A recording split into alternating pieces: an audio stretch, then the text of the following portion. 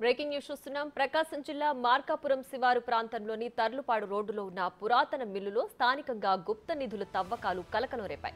పూజలు చేసి 10 అడుగుల గొయ్యి తవ్వి దుండగులు సొరంగం ఏర్పాటు చేసుకున్నారు. స్థానికుల సమాచారంతో అక్కడికి చేరుకున్న పోలీసులు 10 మంది గుప్త నిధుల ముఠా సభ్యులను అరెస్టు చేశారు. ఓ జనరేటర్ డ్రిల్లింగ్ మిషన్ స్వాధీనం చేసుకున్నారు. గుప్త నిధుల తవ్వకం వెనుక ఎవరున్నారనేది కోణంలో పోలీసులు విచారణ చేస్తున్నారు.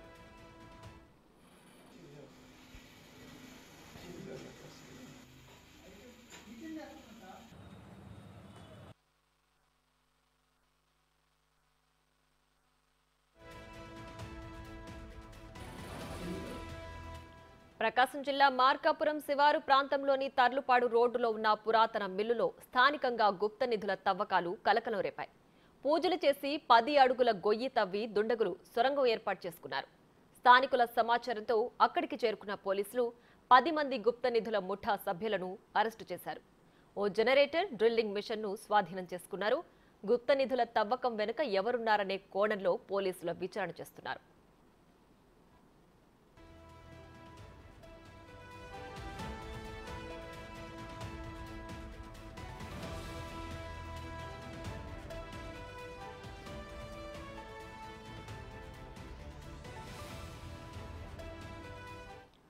మరింత సమాచారం మా ప్రతినిధి జయరాం ఫోన్ లైన్ అందిస్తారు. జయరాం, చెప్పండి, గుప్త నిధుల తవ్వకాలకు సంబంధించి ఈ ముఠా సభ్యులు ఎక్కడి నుంచి వచ్చారు? దీనికి సంబంధించి పూర్తి డీటెయిల్స్ ఏంటి?